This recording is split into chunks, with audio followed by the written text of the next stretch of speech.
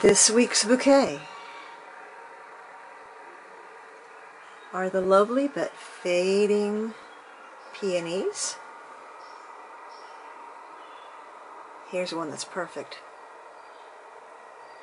The foxglove. They were knocked over during a rainstorm. And the lovely pink yarrow. A great perennial.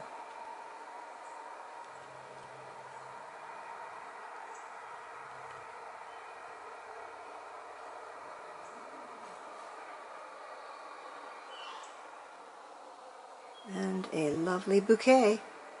That's really lovely to have as a gardener is a gathering basket, because these come in handy for so many different things. Obviously they are for gathering. They're for gathering produce, weeds, and those beautiful cut flowers that you're going to get in your garden this year. And they're just so nostalgic and old-fashioned, something about them. It's very sweet. I love baskets anyway. But I try to pick these up whenever I can find them. And every single one of these was pretty inexpensive. I've got a super huge one over there. I think I paid about $20 for. This one was maybe $12. And I just found this one today at a little antique store for $6. But these are not hands-free. And I want to show you something really special that a gardener brought to me one day when she came over with her garden club. This was given to me by a fellow gardener who came over with her garden club, and she said she'd been using it for years and now she wanted to give it to me.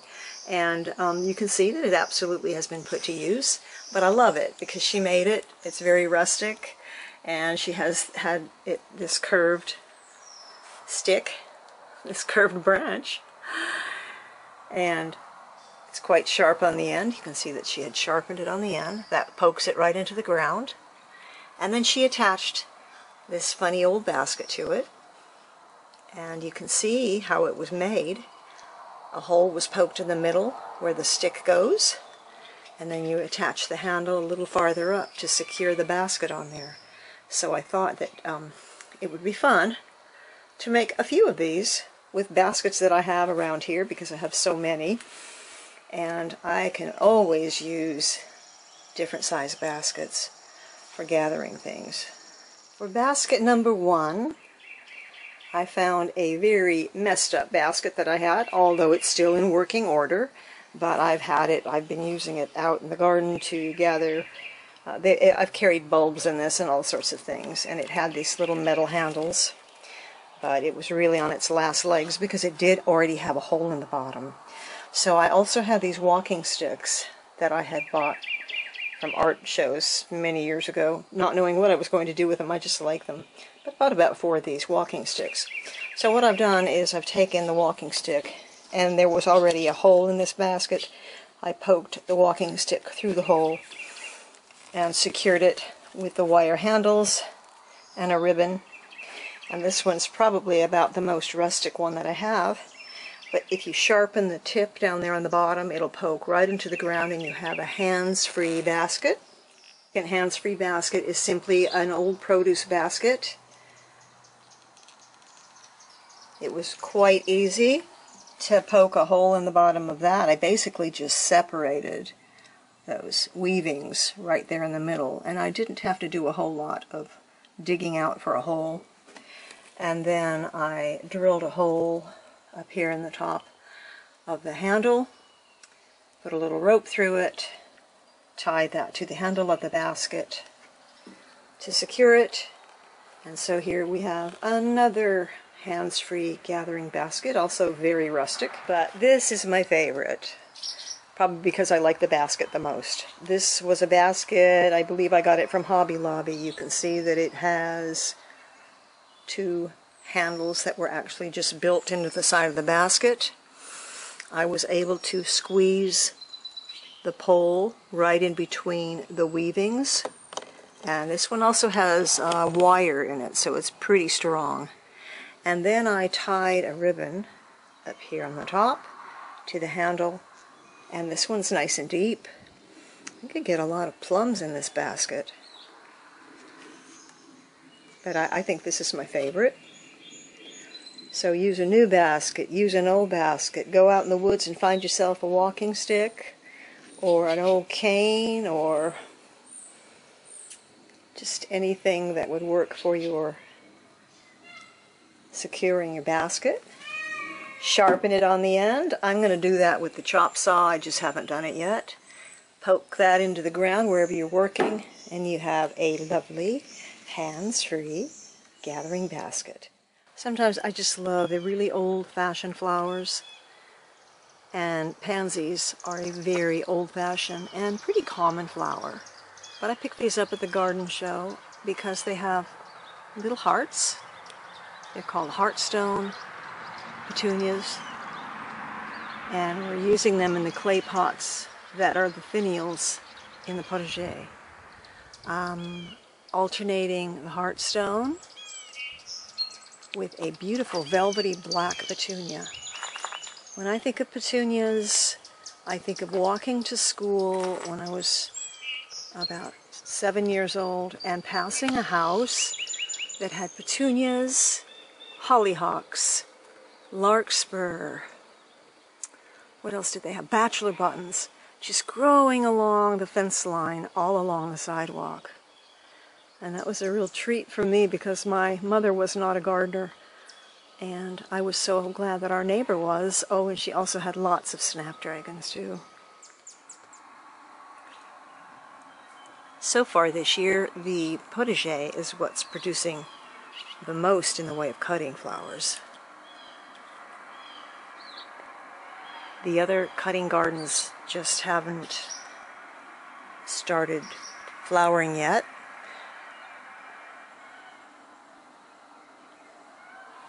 But we've got all manner of beautiful flowers in here in the potager. Not a whole lot of food yet, aside from some leafies. But these are wonderful cutting flowers, and there's enough here to leave them in the garden as well. So I've had a lot of foxgloves and vases and roses, and we had some heavy-duty rain the other day, which is just knocking these foxgloves over. So I guess they'd be better in a vase at this point. But I wanted to show you this lovely little pansy. This is called a ruffled pansy, and it is so sweet. Look at it, actually it's so ruffly and dramatic looking with those colors. Are just dramatic. This is just an old wash bin that had tulips in it a month ago. Let's take a trip back to the Cottage Garden, the cutting garden that we did a couple weeks ago, when we wove this basket and made a plan for this garden. As you can see, it's getting a little bit exuberant, a little more than I had expected. As a matter of fact, this fellow right here is a little bit overly enthusiastic because this is a perennial cornflower, also known as a bachelor button, that was supposed to be a dwarf. As you can see, this dwarf bachelor button seems to be about 3 foot tall and is absolutely undisciplined. Now, if I'd have known that, I would have put this plant way in the back, but now I have this huge, lush, and full plant in the front. And you know what? I've never planted it before, so I don't even know what the flowers are going to look like. So I guess I'm sort of stuck with it in the front at this point. I'm going to pull a lot of these sedums out and put them in another garden because they're just taking up too much of this small garden space, and I need some room for my little snapdragon seedlings. Well, I was able to clear out a lot of the excess foliage in here, particularly that sedum that was absolutely running berserk in this garden.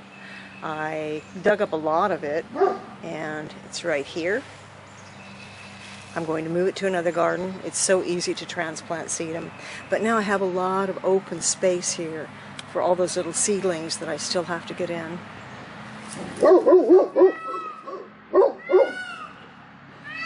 I've given a lot more sunlight to a lot of these young plants that I started earlier from seed so that they can actually start to grow. There's some scabiosa and some stalk in here that has not been able to get any light. And I decided, well, I'll just chop the head off of this big guy because I just can't have that huge plant here in the front. I don't know what will happen. I hope it just branches out and gives me a lot of flowers, but I'm not going to wait till it's 10 foot tall. So, and here, a lot of space in here for those little snapdragons that hopefully will grow to be about 36 inches tall and take the place of these foxgloves that are not going to be around much longer. Also, the rose bush is about done. That climbing rose, I'm going to trim that away from the house because it is pouring over the side of that corner where I planted cosmos seed, and cosmos is not getting any sunlight. So that's something else I have to do. So these are just things you need to think about in your garden. And if you started your garden from scratch, eventually you'll still have to think about these things when your garden starts to fill out. And plants don't always do what you wanted them to do. Sometimes they don't grow at all. Sometimes they grow too tall. Sometimes they just take over the place. So you have to go with the flow, and that's what it is with gardening. Come to some conclusions about planting seeds in peat pellets, the expandable peat pellets, your traditional soil trays, and soil blocks. And here's what I feel works best for me. I loved the peat pellets last year, and I think I would absolutely use those again because they're so easy. The soil blocks I think are fun to make. You save a lot of soil. You don't have to stick that soil inside all those little compartments in the plastic trays. I like that a lot. And they come in different sizes. And if you want to start plants pretty early, you can start them in these very tiny soil blocks. And you get a really nice root system, as you can see, and then you can put them in the ground quite quickly. But what I discovered worked the very, very best was something which was more of an experiment than anything else. And that was after the last frost date, which was about 2 weeks ago here. I just put some seeds into these livestock waterers, which I have, and last year planted strawberries in. I didn't even change the soil. This is nothing special. This is last year's soil that I put the zinnia seeds in, just as an experiment. I put them in pretty carefully, and I spaced them. And they have only been growing here for about 2 weeks.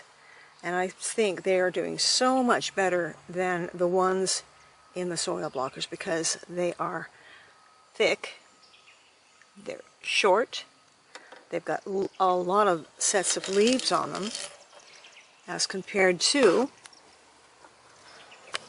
these, which are pretty leggy. And these have been in here since the March 27th, and that is a long time to only be that big.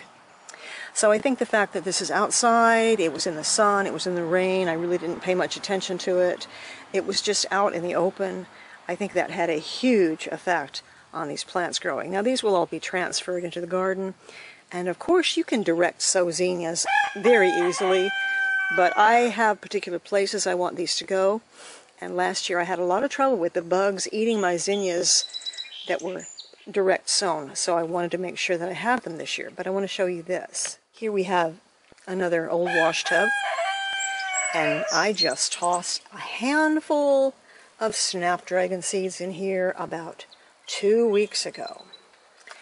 As you can see, we have an overabundance, a wonderful overpopulation in here of very zealous little snapdragon plants. Now obviously, I'm not going to leave them in here.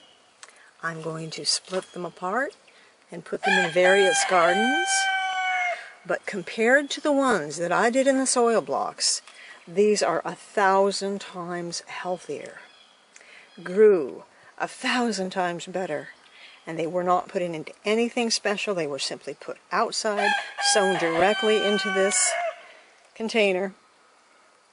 And now I have, oh my goodness, hundreds of little plants here that I can transfer into so many different gardens. And these are the tall snapdragons, so I'm going to put some of these into that basket garden that we made not too long ago.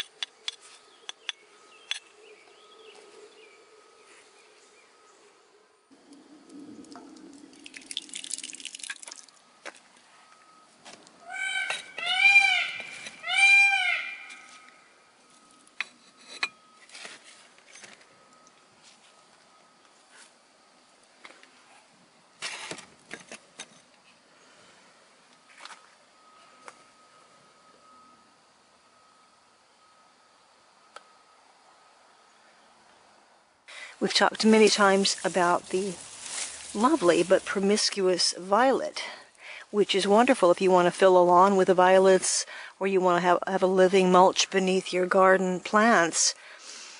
But if you don't want it, they are so easy to remove because they come up so easily, just like that. Then you have a nice little rhizome. You can put this in another garden. But what I'm trying to do now is to clear a nice space for my little snapdragon seedlings that I want to put in here.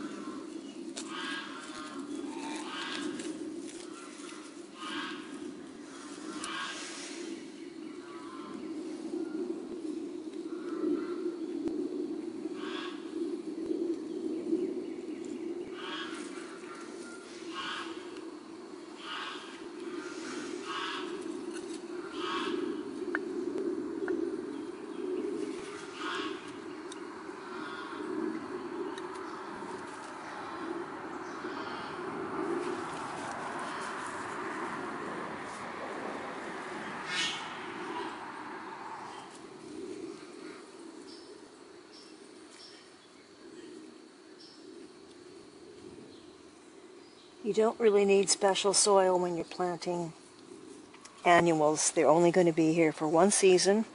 They don't require a lot of rich soil.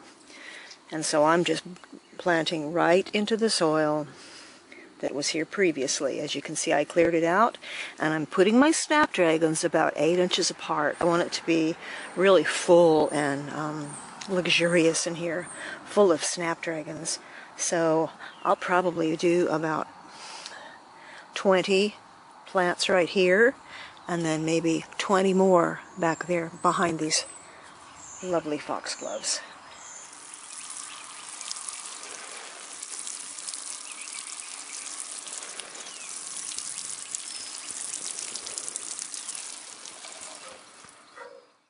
Never let free plants go to waste. These little zinnias were growing right here in the sidewalk.